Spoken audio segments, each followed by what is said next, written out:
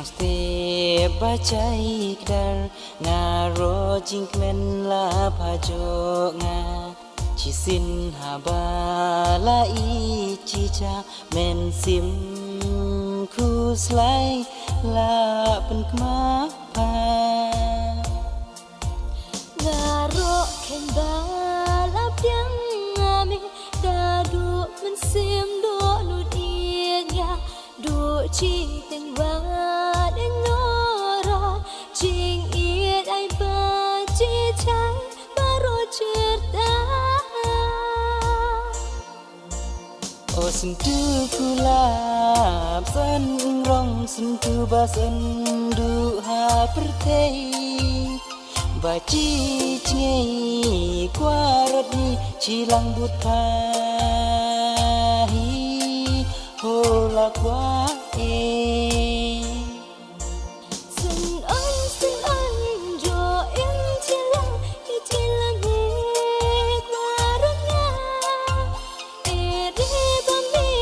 chit bang sin chilang but me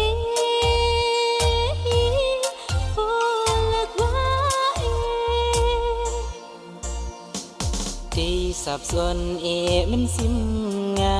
kum ni jo e lang ibut pha kasngi umane sakiki ha bajo kular banga ba pa ba men sim nga ba jo pure nga kerlen kerthai la me de cham ro thi nga jing in ba ke dan ter ke nyum la nge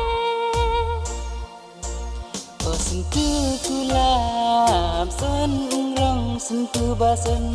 du ha pertei ba chi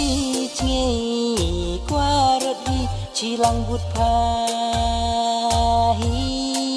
hola kwa xin ân jo em chilang chi chela me ba nga e re ba me chit bang men sim chilang but me hola kwa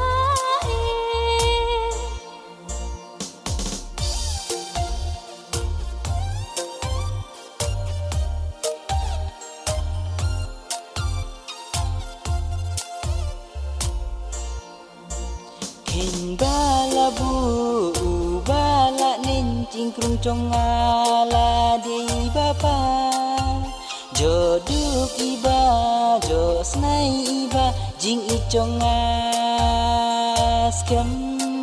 kadu hapa